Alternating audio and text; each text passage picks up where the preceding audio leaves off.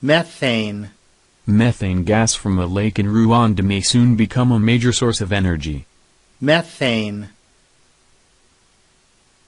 Energy. We need to conserve energy. Energy. Sign. The Rwandan government and an American company signed a power agreement. Sign. Agreement. They signed a new trade agreement. Agreement. Disaster. Over 100 people died in the disaster. Disaster. Carbon dioxide. 3 lakes in Africa have such high levels of carbon dioxide and methane gas. Carbon dioxide. Explode. They are at risk exploding. Explode.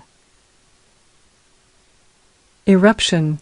An eruption at Lake Kivu could cause even more deaths. Eruption. Death. Sandra was very close to death. Death. Head.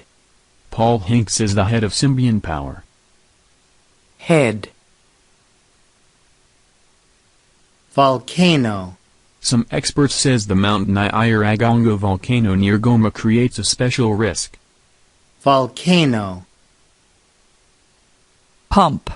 Poisonous gases are pumped into the atmosphere every day. Pump. Electricity. Millions of people in that African country could use the electricity. Electricity. Lake. This area has a lot of lakes. Lake.